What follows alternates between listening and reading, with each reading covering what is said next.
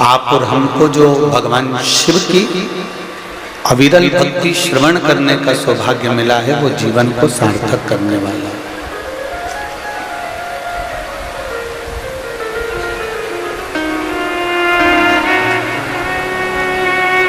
कल अपन ने कथा में श्रवण किया था भगवान शिव की उस कैलाश धाम पर माता पार्वती जी के पास में देवऋषि नारद जी का आगमन हुआ।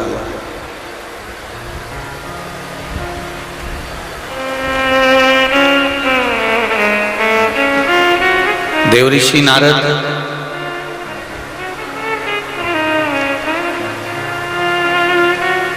माँ जगत जननी पार्वती जी के सम्मुख में जाकर कहते हैं, माता पार्वती जी से निवेदन करते हैं, विनती करते हैं कि हे पार्वती माँ, हे जगत जननी, हे माता, ये आपकी ही कृपा और उदारता है कि संपूर्ण विश्व का कल्याण हो रहा है। माँ,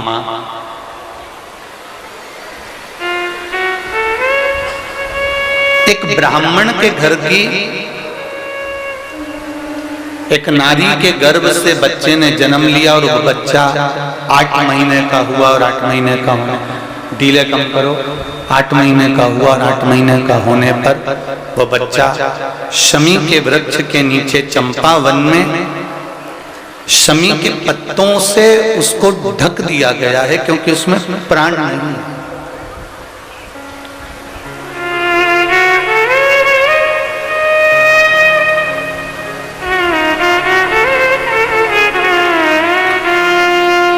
और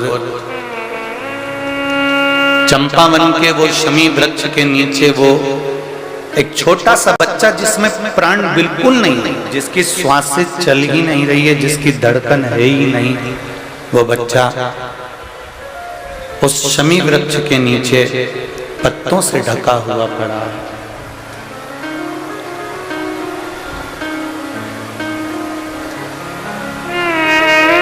देखिए, श्री लक्ष्मण भट्ट जी की धर्मपत्नी इल्लमा गारू जी ने जो भगवान का भजन किया है, जो भगवान का कीर्तन किया है, जो भगवान का मंत्र जाप किया है, जो भगवान का स्मरण किया है, वो इल्लमा गारू द्वारा किया गया भगवान का भजन देवऋषि नारद तक गया और देवऋषि नारद से वो भजन, देवऋषि नारद से वो भगवान का मंत्र जाप, नाम जाप माता पार्वती जी तक पहुंचा।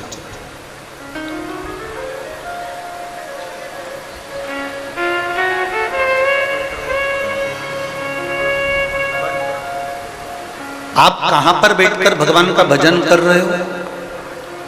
आप कहां पर बैठकर भगवान का मंत्र जाप कर रहे हो?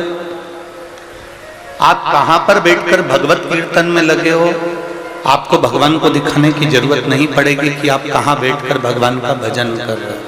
कई लोग ये पूरा पंडाल 1 2 3 4 ये चारों पंडाल भरने के बाद लोग पीछे के पंडालों में, रोड पर,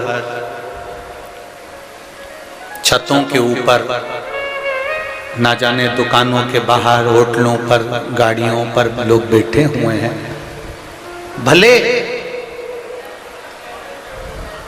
आपको हम दिखे ना दिखे, परंतु आप जहां पर भी बैठकर भगवान का भजन कर रहे हो, जहां पर भी बैठकर भगवत कीर्तन कर रहे हो, जहां पर भी बैठकर शिव महापुराण की कथा को श्रवण कर रहे हो, ये निश्चित है आप जहां भी बैठकर कथा सुन रहे हो, भले हमें दिखे ना दिखे, संसार वालों को दिखे ना दिखे, और इतना जरूर है कि मेरे महादेव को जरूर नजर आएगा, वो निश्चित है।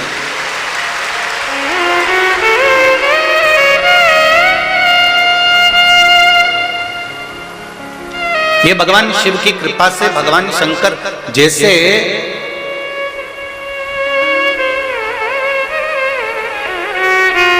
भजन करने वाले का भजन भगवान तक अपने आप पहुंच जाता है, उसकी दृष्टि भजन करने वाले पर अपने आप पड़ जाती है, उसी तरह जैसे जिसके गले में सोने की रकम होती है, जिसके गले में सोने का हार होता है, जिसके गले में स्वर्ण के आभूषण धरे होते हैं, जिसके शरीर पर सोने की रकम पड़ी होती है, सोने के आभूषण पड़े होते हैं, सोने के हार पड़े होते हैं, उस पर चोर की नजर जरूर होती है। पर आप चोर को नहीं देख रहे हो, पर चोर आपको देख रहा है क्योंकि आपके गले में सोने की रकम है।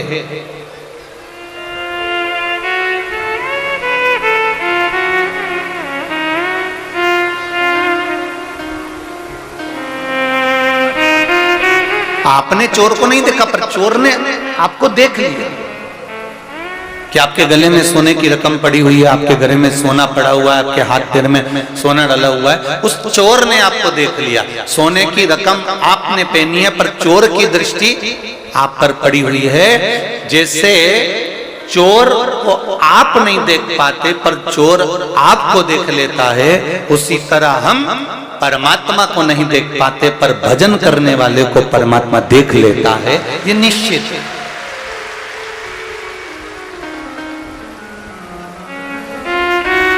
जहां भी बैठकर हम भजन कर रहे हैं, जहां हम शिव मंदिर में एक लोटा जल समर्पित कर रहे हैं, भगवान शंकर के मंदिर में जा रहे हैं, भगवान शिव को रिझा रहे हैं, शंकर जी का गुणगान कर रहे हैं, शिव नाम का स्मरण कर रहे हैं, तुम कहीं पर भी बैठकर श्री शिवाय नमस्तुभ्यम का जाप करो, चाहे एक लोटा जल तुम कहीं पर भी बैठकर समर्पित करो, शिव उसको देख लेगा, शंकर उसको स्वीकार कर लेगा।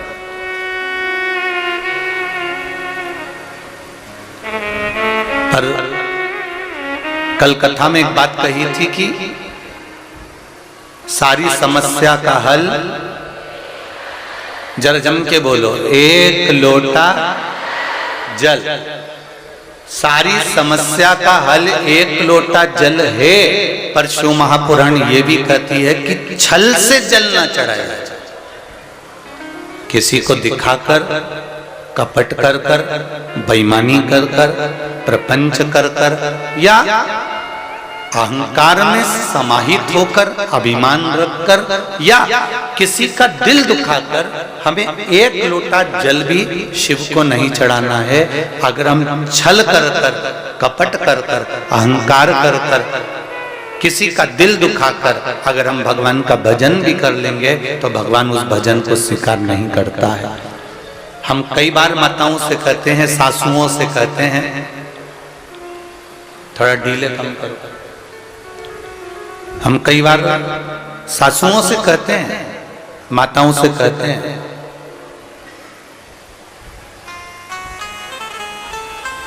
अब एकादशी का व्रत रखा, सास का एकादशी का व्रत है, और सास बहू को अपशब्द कहे, बेटी को ताने दे दे, या बेटे को अपशब्द कह दे, या बहू को अपशब्द कह दे, तो ईमानदारी से बोलो, एकादशी के व्रत का पुण्य मिलेगा? अच्छे से तो बोलो, नहीं मिलेगा ना। एकादशी के व्रत का पुण्य नहीं मिल सकता। विक्रम बेताल की कथा, विक्रम बेताल का नाटक जिसने भी टीवी पर देखा होगा उसको मालूम होगा कि तू बोला और वो चला। शिव महापुराण भी यही कह रही है, जब हमारा व्रत रहता है, जब हमारी साधना रहती है, जब हम शिव जी के मंदिर में एक लोटा जल चढ़ाने के लिए जाते हैं, भगवान का गुणगान करने के लिए जाते हैं, पशुपति व्रत करने के लिए जाते हैं, भगवान का मंत्र जाप करने के लिए जाते हैं, भगवान की कथा को श्रवण करने के लिए जाते हैं, शिव महापुराण की कथा कहती है, अगर हमने भगवान का भजन करा, पूजन करा, कीर्तन करा, शिव महापुराण की कथा श्रवण करी, या एक लोटा जल चढ़ाया, या हमने पशुपति व्रत करा, या सोमवार का व्रत करा, या एकादशी प्रदोष, कुछ भी हम कर रहे हैं, और मालूम पड़े हमने किसी को अपशब्द कह दिया उसके दौरान, तो ये याद रखना कि उसका पुण्य हमारे खाते में नहीं मिलता, तुम्हारा पुण्य समाप्त हो जाता है, उस पुण्य की कोई परिभाषा नहीं। अच्छा करो, अच्छा सोचो, अच्छा विचार करो। बहुत ध्यान देना, नीले कलर का चश्मा लगाओगे तो सब नीले दिखेंगे, लाल कलर का लगाओगे तो सब लाल दिखेंगे, और पीले कलर का लगाओगे तो पीले दिखेंगे, हमारी दृष्टि जैसी होगी सामने वाला व्यक्ति वैसा नजर आएगा। कपटी को कपटी नजर आता है, पापी को पापी नजर आता है, ईमानदार को ईमानदार नजर आता है, धर्मात्मा को धर्मात्मा नजर आता है, पुण्यात्मा को पुण्यात्मा नजर आता है, सत्कर्मी को सत्कर्मी नजर आता है, भजनावली को भजनावली नजर आता है, धार्मिक को धार्मिक नजर आता है, और जिसके भीतर पाप की वृत्ति बहुत भरी होती है उसे संपूर्ण विश्व में पाप ही नजर आता है, उसे कोई दूसरा दिखता है।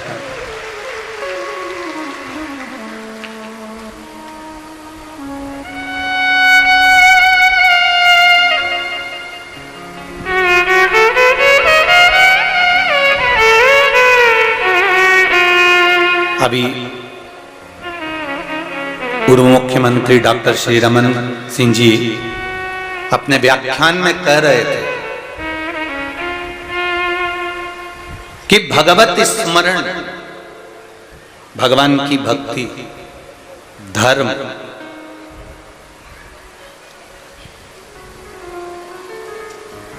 ये हम कहीं दूर से लेकर नहीं आ सकते, हम इसको अपने भीतर से प्रकट कर सकते।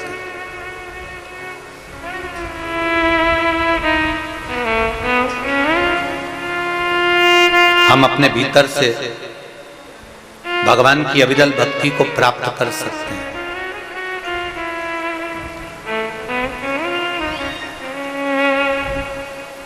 कहां से आएगी ये भक्ति? शिव महापुराण की कथा कहती है, आप शंकर जी के मंदिर में एक लोटा जल चढ़ाने के लिए जाओ, बहुत दूर जाने की जरूरत नहीं है, जो तुम्हारे नजदीक में शंकर जी का मंदिर हो, जो शिव जी का ओटला हो, अगर किसी वृक्ष के नीचे, किसी मंदिर में, किसी झोपड़ी में, जहां कहीं भगवान देवाधिदेव महादेव विराजमान हैं, वहां पर एक लोटा जल जब हम लेकर जाते हैं तो हृदय से हम शिव को केवल जल नहीं चढ़ाते, हम केवल शंकर भगवान को जल समर्पित नहीं करते। शिव महापुराण की कथा कहती है, हमने जो पूर्व में कर्म करा है और उस कर्म का भोग हम इस मनुष्य शरीर को प्राप्त कर कर जो काट रहे हैं, हमारे भाग्य में जो पूर्व के कर्म के कारण दुख लिखा हुआ है, जब हम शंकर भगवान को एक लोटा जल चढ़ाते हैं तो अपने कर्म की गति को, उस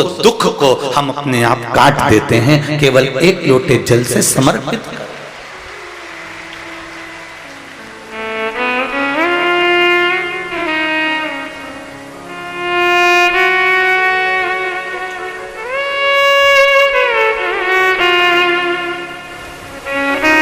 इतने लाखों की संख्या में आए हो, कल भी लाखों की संख्या में पहुंचे थे, और आज तो इतने पहुंच गए कि पूरे ग्राउंड के आसपास में जितनी रोडें हैं सब रोडें फुल भरी हुई है, कहीं बैठने की जगह नहीं बची है रोडों के ऊपर। आप इतनी संख्या में पहुंचे हो, जरा विचार करिएगा, एक मन में एक भाव रखिएगा। सियोर वाला महाराज को ना तो कोई मंत्र आता है, ना कोई आता है, ना कोई विद्या आती है, ना कोई हम बेल देना जानते हैं, ना हमारे पास में भभूति है, ना हमारे पास में कोई दिखावे का काम है। हमारे पास में तो केवल एक काम है कि आप शिव जी के मंदिर जाओ और भगवान के मंदिर में जाकर अपने दिल की बात देवाधिदेव महादेव से कहो, क्योंकि ब्रह्मा ब्रह्म लोक में रहते हैं, भगवान विष्णु वैकुंठ में रहते हैं, और मेरा देवाधिदेव महादेव इस पृथ्वी पर निवास करता है।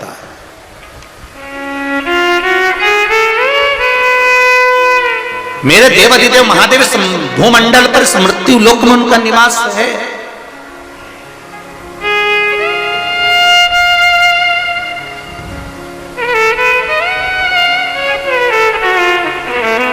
उसको पहचानो, उसको जानो। आज पूरी दुनिया के लोग भले आपसे कहें कि एक लोटा जल चढ़ाने से क्या होता है, बेलपत्री का प्रयोग करने से क्या होता है, बेलपत्री खाने से क्या होता है, बेलपत्री चढ़ाने से क्या होता है, ये इतने जो पत्र हैं, कल के पत्र तो उधर दे दी, आज के पत्रों का फिर ढेर लगा हुआ है। ये पत्रों में, ये आपका एक पत्र देखिए, इसमें केवल आपका विश्वास छुपा हुआ है। एक पत्र में तो एक माता ने अपना पूरा मेडिकल की पूरी रिपोर्ट लगाई है, देखिए आप।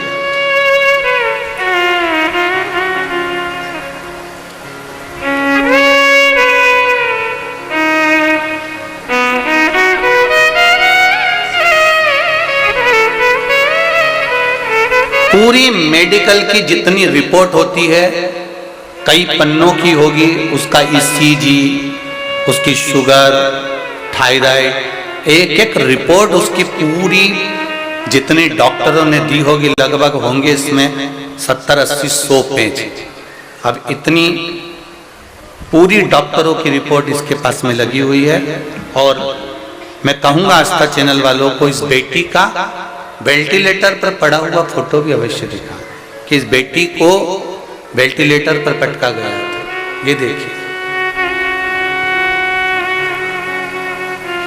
अब इस पत्र को अपन पढ़ें। मेरा नाम शंकर यादव है। मैं गयानार दुर्ग छत्तीसगढ़ से आया हूं। कहीं बैठे हो शंकर जी यादव, कहीं बैठे हो तो दोनों हाथ हिलाइएगा। जहां कहीं बैठे हो शंकर जी यादव, कहीं बैठे हैं? अच्छा, उधर बैठे हो क्या? दोनों हाथ हिला दो एक बार शंकर जी। हाँ ठीक है, दिख गए आप। श्री शिवाय नमस्तुभ्यम। 1, 2, तीसरे नंबर के पंडाल में शंकर जी यादव बैठे हुए। 27/4/2022 की बात है गुरुदेव। मेरी लड़की बहुत अच्छी थी। उसका पीछे फोटो लगाया गया है जब वो अच्छी थी उस समय। आप टीवी पर देख सकते हैं इस बेटी का फोटो। और जितने लोग यहाँ बैठे हुए हैं, मेरी बेटी पहले अच्छी थी, उसका फोटो भी मैंने लगाया। और बाद में जब बेटी की दशा वेंटिलेटर पर पड़ी रही, उसका भी फोटो उन्होंने लगाया। गुरुदेव, 27/4/2022 की बात है। मेरी लड़की की तबीयत बहुत खराब थी। रायपुर के हॉस्पिटल में 2 महीने से ऐसी में वेंटिलेटर पर पड़ी रही। डॉक्टर ने कह दिया था अब मैं नहीं बचा पाएंगे, अब इसको आप घर ले जा सकते हो। और इसमें प्राण है नहीं, जितने बचे हैं उतने प्राण पर आप इसको घर ले जाओ। इसकी कोई गारंटी नहीं है, क्योंकि 2 महीने से लगातार इलाज चल रहा है और ये श्वास गंवा चुकी है। हमने आस्था चैनल से आपका शिव पुराण की कथा सुनी। 1 लोटा जल उसी अस्पताल के पास शिव मंदिर में रोज जल चढ़ाई और उसी जल को उस लड़की की नासिका में जो नली लगी हुई थी उसमें देना। डॉक्टर से पूछकर, हाथ जोड़कर निवेदन कर कर उस नली में 2 बूंद देना चालू करा। और बेलपत्र ले जाते और उसके पलंग के पास में चढ़ी हुई बेलपत्र, खिला तो सकते नहीं तो उसके पलंग के पास रख देते। 2.5 महीने फिर बेटी का 2.5 महीने पर जब 2 महीने पर मना कर दिया, 15 दिन रोककर फिर बेटी का टेस्ट कराया गया तो डॉक्टर ने कहा अब बेटी को आराम लगना प्रारंभ हो गया है और तुम्हारी बेटी अब ठीक होने लगी है। बेटी को आराम लगना प्रारंभ हो गया, बेटी ठीक हो गई और 15 दिन के बाद मेरी बेटी की सारी रिपोर्ट नॉर्मल आ गई और आज मेरी बेटी मेरे घर में आ गई। मैं दंडवत करने भिलाई से यहाँ पर आया। ये शिव है, उसकी सारी रिपोर्टें मैं लगा रहा हूँ। और ये देखिए रिपोर्ट जो डॉक्टरों ने लिखी हैं, बताई हैं, वो सारी रिपोर्ट 100 पेज की यहाँ लगी हुई है। बैठिए यादव जी। श्री शिवाय नमस्ते। शिव तत्व क्या है? शंकर की उदारता क्या है? लोग कहेंगे 1 लोटा जल से क्या शिव प्रसन्न हो जाते हैं? क्या 1 बेलपत्र शंकर भगवान को चढ़ाकर खाने से शुगर, बीपी, थायराइड ये सब लेवल पर हो जाता है? हमारा निवेदन है, खाना मना नहीं है, पर एक निवेदन सबसे बड़ा है कि पहले आपके दिल में शंकर जी के प्रति विश्वास हो और तुम शंकर जी की कभी निंदा नहीं सुनते हो और ना कहीं शिव निंदा सुनना पसंद करते हो, तो समझ लो कि शिव ने तुमको साथ लिया और तुम्हारा कार्य कर दिया। तो समझो।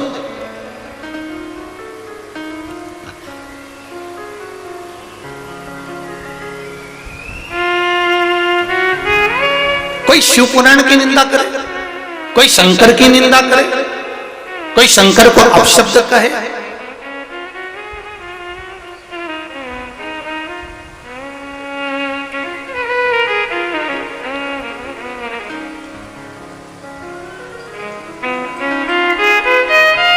अगर कोई शिव निंदा में लगा हुआ है तो हमारा शिव महापुराण की कथा कहती है ना तो शिव की निंदा सुनना है ना शिव भक्त की निंदा सुनना है। कोई माता अगर एक लोटा जल चढ़ाने शिव मंदिर में भी जा रही है और आप दुकान पर बैठे हुए और आपके पास में कोई दूसरा बैठा हुआ है और कह रहा है कि देखो ये शंकर जी के मंदिर में चल दी, ये शिव जी को जल चढ़ाने चल दी, एक निवेदन है। जो जल चढ़ाने जा रही है उसके जीवन का पूरा पाप तेरे मात्र निंदा करने से तेरे खाते में चला जाता है, केवल निंदा।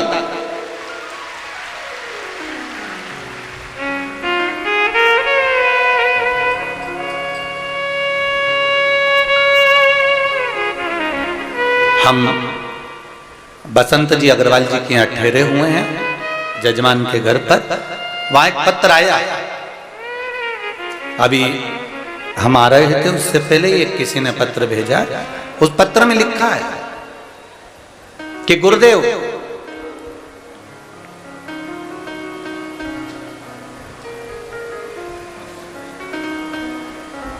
मान लो हम शिव मंदिर नहीं जा पाए, मान लो हम शंकर जी के मंदिर नहीं जा पाए, शिव जी को एक लोटा जल नहीं चढ़ा पाए, शंकर का मंत्र का जाप भी नहीं कर सके,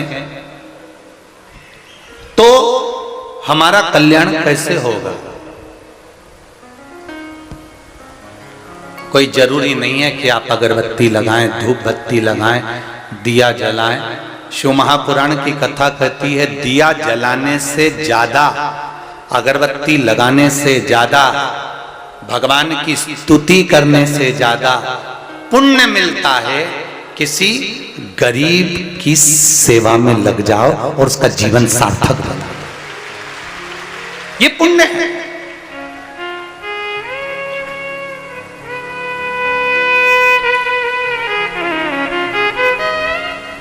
किसी को जरूरत है आपकी, आप थोड़े देर के लिए खड़े हो जाइए महाराज। अब जरा विचार करो, कोई बुजुर्ग व्यक्ति ट्रेन में खड़ा हुआ है, धक्के खा रहा है और तुम जीन्स और टी शर्ट पहने हुए, चाबी का छल्ला और मोबाइल कान में फंसाकर तुम अपनी सीट नहीं छोड़ो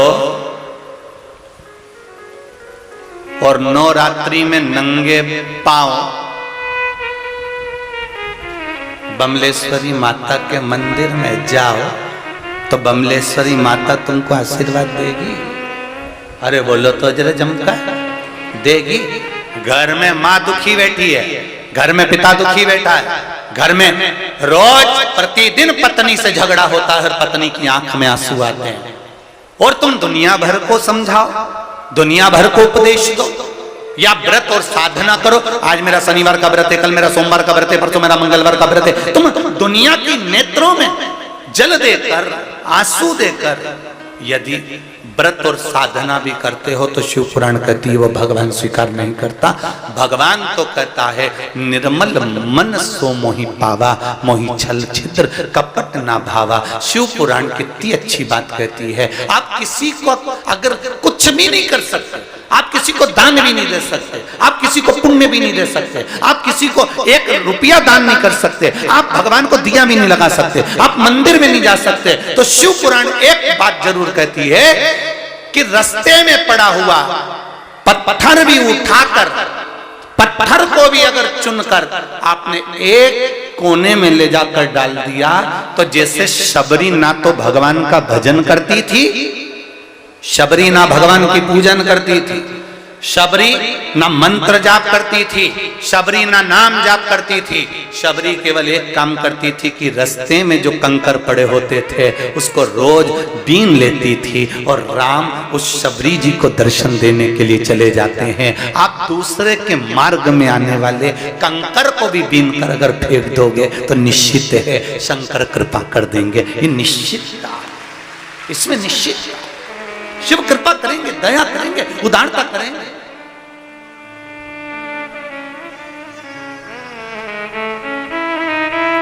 पर हम जरा उल्टे हैं, हम कंकर बीनने की जगह और कंकर फैला देते। अभी इतने सारे आए हो, कुरकुरा खाया, चिप्स खाई, बिस्कुट खाया और कागज मैं पटक दिया।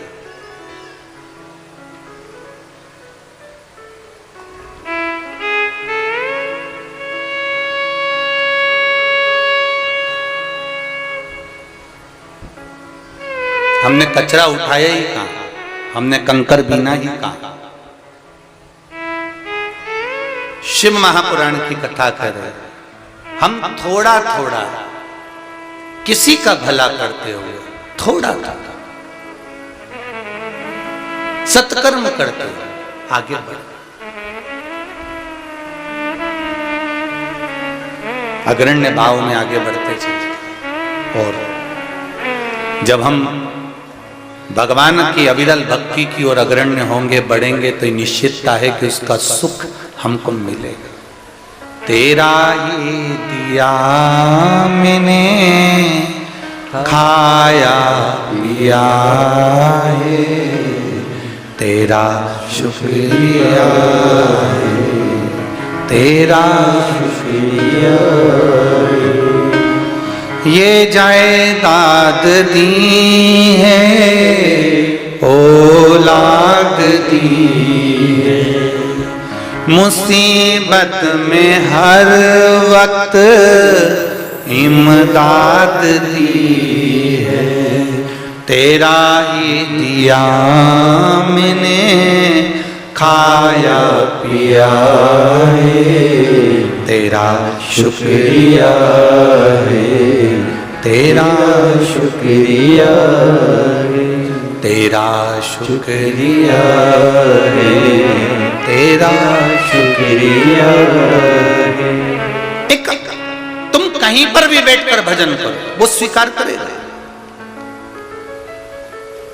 हमने तो यहां तक कहा है मंदिर में जाकर जल भी नहीं चढ़ा सकते, तो मंदिर के बाहर से निकलकर शिव मंदिर के सामने अगर आपकी दृष्टि पड़ जाए, आपके नेत्र शंकर के द्वार पर भी पड़ जाए, तो समझ लेना कि बैकुंठ के द्वार के रास्ते तुम्हारे लिए निश्चित खुले।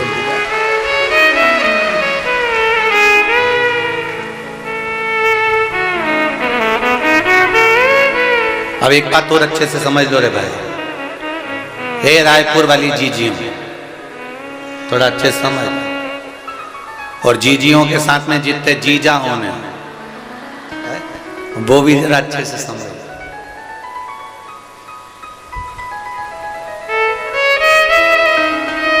ना तो बैकुंठ आपने देखा, ना बैकुंठ सीहोर वाले महाराज ने देखा,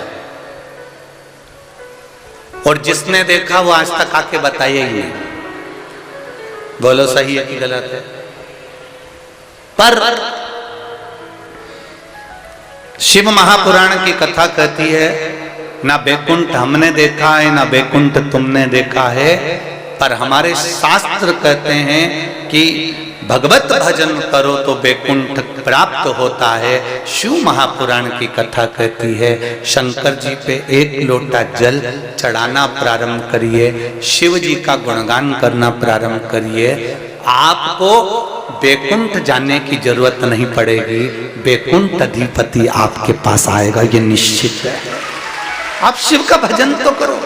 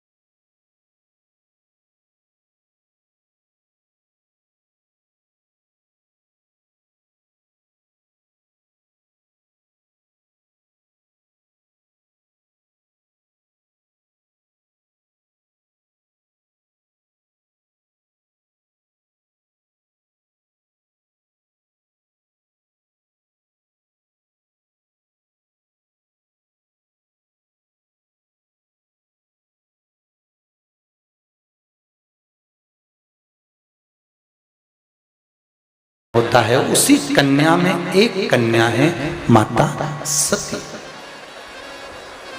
एक कन्या माता सती का जन्म हो जाता है। दक्ष प्रजापति के यहां पर माता सती का जन्म हुआ, और माता सती जब दक्ष प्रजापति के यहाँ पर जन्म ली, उनका मंगल विवाह शिव जी के साथ में हुआ। शंकर भगवान के साथ विवाह करने के बाद जब दक्ष प्रजापति ने एक सभा रखी, उस सभा में सब आए हुए थे, बाबा देवादिदेव महादेव भी विराजमान थे, पर दक्ष प्रजापति जब आए सबने उठकर आदर करा, पर शिव नहीं उठ पाए क्योंकि ध्यान नहीं है, स्मरण नहीं रहा।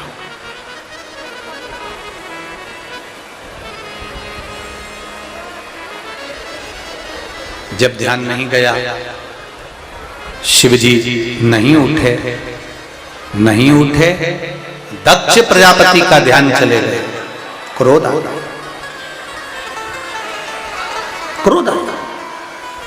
और जब क्रोध आया, दक्ष प्रजापति ने कहा, सुनो शिव, मैंने अपनी बेटी सती का विवाह तुम्हारे साथ किया और सती का विवाह तुम्हारे साथ में करा, और तुम मेरे दामाद होकर अपने ससुर को प्रणाम नहीं कर पाए, मैं तुम्हें श्राप देता हूं कि तुम शमशान में निवास करो।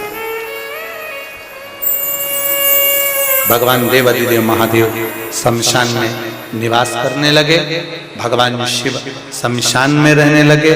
जब शमशान में मेरे देवादिदेव महादेव निवास किए, शंकर भगवान की आंखों में न जल था, शिव जी को न क्रोध था। सबने कहा, तुम्हें ससुर ने श्राप दे दिया कि तुम शमशान में रहोगे, तो तुम्हारी आंखों में जल नहीं आया, तुम्हें क्रोध नहीं आया।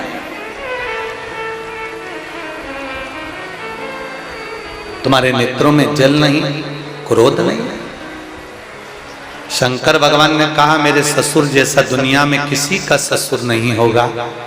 कितना अच्छा सोचा है मेरे ससुर ने, कितनी कृपा करिए। मेरे ससुर ने अगर मुझे रहने के लिए शमशान दिया, तो इससे बड़ी कोई खुशी की बात नहीं होगी। कम से कम मेरे ससुर को ये तो मालूम है कि प्लाट भी दिलाया तो ऐसी जगह दिलाया जहां पर कोई कब्जा ही नहीं करेगा, शमशान में जाकर कौन रहेगा। मेरे ससुर ने दिया, मैं वहां रहूंगा। ससुर दिया। शमशान में भगवान शंकर का निवास हुआ, और फिर आपसे कहेंगे, शमशान की धरा कोई साधारण नहीं होती। जहां सबकी शान सम है, उसका नाम शमशान है। अमीर और गरीब दोनों सम रहते हैं, दोनों सम। बड़ी गाड़ी लाओ, मना नहीं है। बड़ा धंधा करो, मना नहीं है। बड़ा बिजनेस करो, मना नहीं है। बड़ा बंगला बनाओ, मना नहीं है। बड़े लोगों के साथ बैठो, मना नहीं है। पर शिव महापुराण की कथा कहती है, बड़ा बंगला बनाना, बड़ी गाड़ी लेना, बड़े लोगों में बैठना, पर ज्यादा बड़े मत बनना और बढ़ बढ़कर बात मत करना। ये शिव महापुराण की कथा समझो। बड़ी गाड़ी लाओ, बड़ा बंगला बनाओ, बड़ा बिजनेस फैलाओ, खूब बड़े बन जाओ, पर ज्यादा बड़े मत बनो और अपने मुख से बड़ी बड़ी बातें मत करो। शिव महापुराण कथा कहती है, जो छोटा बनकर रहता है वो अपनी काया, शरीर और माया